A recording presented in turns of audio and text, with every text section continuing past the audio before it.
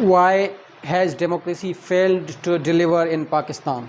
पाकिस्तान में जो डेमोक्रेसी है वो जनाब क्यों फेल हुई है? Why it has been unsuccessful. आज हम इसकी रीज़न्स और इसके आर्ग्यूमेंट्स पढ़ेंगे कि जमहूरियत जो है पाकिस्तान में, जमहूरियत का निज़ाम क्यों अनसक्सेसफुल रहा है। बाकी जो ममालिक हैं जिस तरह फ़िनलैंड है जनाब, ठीक है, आइसलैंड, डेनमार्क, ये ऐसे मुल्क हैं जिनमें डेमोक्रेटिक सिस्टम कामयाब हुआ है और इस डेमोक्रेटिक सिस्टम की वजह से इनमें बहुत सारे जो हैं इन्होंने फ्रूट्स एंजॉय किए हैं। इस डेमोक्रेटिक सिस्टम की वजह से और यूएसए हो गया, ठीक है, और बाकी जितने भी वेस्टर्न जो कंट्रीज़ हैं उनमें डेमोक्रेटिक सिस्टम की वजह से बहुत ज़्यादा इन्होंने फ्लोरिश किया है और प्रोग्रेस इन्होंने देखी है, ठीक है। लेकिन पाकिस्तान जो है वो, पाकिस्तान की डेमोक्रेसी या पाकिस्तान का डेमोक्रेटिक सिस्टम हमेशा जो है वो नाकामी का शिकार हुआ है। इसकी वजूहात क्या हैं, ठीक है, इसकी एक डिफरेंट इसकी ऑब्वियसली जो है ना वो बहुत सारी वजूहात हैं। हम इसको अभी we will delve into the reasons one by one. सबसे पहले तो हम जो है ना अंडरस्टैंड करें कोर कॉन्सेप्ट, डेमोक्रेसी है क्या, व्हाट इज़ डेमोक्रेसी। डेमोक्रेसी को जब हम अंडरस्टैंड करेंगे उसके बाद ही हम जो है ना इसकी फेलियर की कॉजेज़ समझ पाएंगे पाकिस्तान में, ठीक है। डेमोक्रेसी का जो एसेंस है, जो बेसिक पर्पज़ है, it is to provide a platform, it is to provide a platform to people to elect their representatives, elect their, या फिर political representative, आप इसको यूं कह लें तो अच्छा है, political representatives, ठीक है जनाब। ये ऐसा फॉर्म ऑफ गवर्नमेंट है जिसमें लोगों को एक प्लेटफॉर्म प्रोवाइड कर दिया जाता है, मुहैया कर दिया जाता है, जिसमें वो अपने सियासी नुमाइंदे को इलेक्ट करते हैं, ठीक है। तो इसका मतलब है कि इसके जो स्टेक होल्डर्स हैं, पीपल, तीन तरह के स्टेक होल्डर्स हैं डेमोक्रेसी के, डेमोक्रेटिक सिस्टम में। Who are stakeholders? People, electables, वो लोग जिनको ये इलेक्ट करते हैं, representatives, and obviously the process, जिस प्रोसेस के थ्रू ये लोग जो हैं वो अपने रिप्रेजेंटेटिव्स को या नुमाइंदों को इलेक्ट करते हैं, उस प्रोसेस को या तो हम जो है ना वो डेमोक्रेटिक प्रोसेस कहते हैं या फिर इलेक्शंस कहते हैं, ठीक है। अब देखें, हम सिर्फ और सिर्फ गवर्नमेंट या रूलिंग रेजीम को या फिर रूलिंग पार्टी को हम ब्लेम करते आ रहे हैं कि डेमोक्रेसी जो है वो सिर्फ और सिर्फ पॉलिटिशियंस की वजह से नाकाम रही है। लेकिन सच ये है कि लोग जो हैं उनका कंट्रीब्यूट भी इसमें इतना ही है जितना पॉलिटिशियंस का है। किस तरह से? हम देखेंगे कि लोगों की वजह से, जो जनरल मासेस है, जो आम आवाम है, उसकी वजह से जो हिंड्रेंसेस है, ऑब्स्टिकल्स हैं, इम्पेडिमेंट्स हैं, जो इन रुकावटें हैं डेमोक्रेसी की सक्सेस में, वो कौन कौन सी हैं, वो किस तरह से जो है ना वो हम अंडरस्टैंड करने की कोशिश करेंगे इस चीज़ में। हमने देखा कि जनाब लोग जो हैं वो अपने सियासी नुमाइंदों को इलेक्ट करते हैं इन डेमोक्रेटिक सिस्टम, ठीक है। अब सियासी नुमाइंदों को जिस प्रोसेस के थ्रू वो इलेक्ट करते हैं उस प्रोसेस को हम डेमोक्रेटिक प्रोसेस कहते हैं, या इलेक्शंस का जो प्रोसेस है उसके थ्रू कहते हैं, ठीक है। अब ये जो है वोटर्स जनाब, हम इनको वोटर्स भी कह सकते हैं, ठीक है, या जनरल मासेस, जनरल अवाम, ये अपना वोटिंग राइट्स जो है वो इस्तेमाल करके, वोटिंग राइट्स इस्तेमाल करके अपने जो इनके पॉलिटिकल रिप्रेजेंटेटिव्स हैं इनको जो है ना इलेक्ट करते हैं। अब ट्रू एसेंस जो है डेमोक्रेसी का, अकॉर्डिंग टू डेमोक्रेसी, ये अपने वोटिंग राइट्स को फ्रीली एक्सरसाइज करना चाहिए, इनको फ्रीली एक्सरसाइज करते हैं, ठीक है। फ्रीली एक्सरसाइज करने का मतलब है कि without interference of external force. मतलब कि जब ये लोग अपने नुमाइंदों को वोट दे रहे होते हैं तब इन पर कोई भी एक्सटर्नल फोर्स का इन्फ्लुएंस नहीं होता है, ठीक है। एक्सटर्नल जो प्लेयर्स हैं वो इसमें रोल प्ले नहीं करते हैं, वो सिर्फ अपनी विल और नॉलेज को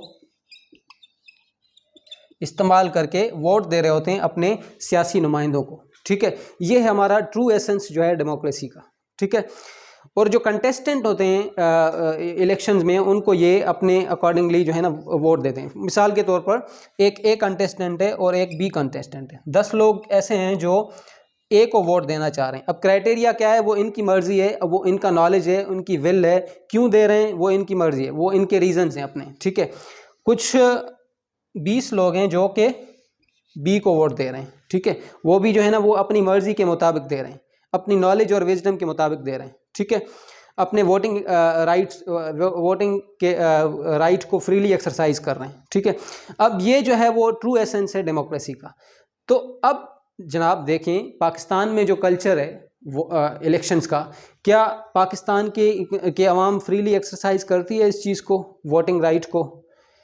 क्या वो अपनी विल और अपनी नॉलेज को इस्तेमाल करके वोट दे रहे होते हैं? नहीं, ऑफ कोर्स नॉट। पाकिस्तान की अवाम अंडर कांस्टेंट सब्जुगेशन है। पाकिस्तान की अवाम under constant people are actually subjugated, pressurised, they are giving votes on the dictations और इंस्ट्रक्शंस ऑफ अदर पर्सन्स, ठीक है। तो इसका मतलब है कि ये जो लोग हैं ये फ्रीली जो है वोटिंग राइट्स को जो है वो इंजॉय नहीं करते हैं। They do not enjoy the right of freedom of giving vote.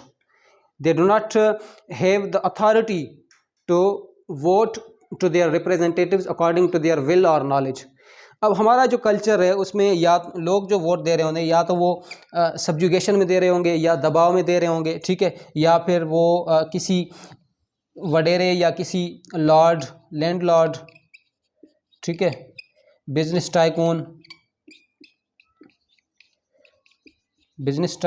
या फिर आप जो है ना बड़े किसी लैंड ओनर की इंस्ट्रक्शंस पर दे रहे होंगे, ठीक है, उसके दबाव में आकर दे रहे होंगे, डर में आकर फियर और थ्रेट्स जो है ना उसको मिल रहे होंगे कि अगर आप वोट नहीं देंगे तो हम जो है ना वो आपकी फैमिली को नुकसान पहुंचाएंगे या आपको नुकसान पहुंचाएंगे। तो देखें जो डेमोक्रेटिक प्रोसेस जहाँ से इनिशिएट हो रहा है from the process of elections या from the process of electing political representative, वहीं पर ही जो है ना प्रोसेस को डिरेल किया जा रहा है, वहीं पर ही जो है ना वो प्रोसेस को जो है ना वो ख़राब किया जा रहा है। तो ये इनिशिएशन ऑफ प्रोसेस।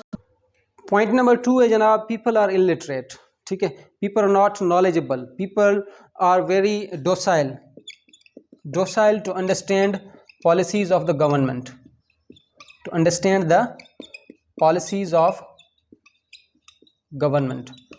देखें एक्चुअली जो है वो लोगों का ही डिसीजन होता है, विल ऑफ द मेजॉरिटी होती है डेमोक्रेटिक सिस्टम में, ठीक है, क्योंकि यही लोग ही जो है ना वो इलेक्ट करते हैं अपने रिप्रेजेंटेटिव्स को, और फिर वही जाके नेशनल असेंबली और सेनेट और नेशनल असेंबली में बैठते हैं, और ये फिर आखिर में जाकर जो है ना हेड ऑफ स्टेट को इलेक्ट करते हैं। तो इसका मतलब है कि इनिशिएट ही जो है वो डेमोक्रेटिक प्रोसेस आम लोगों से शुरू हो रहा है, ठीक है।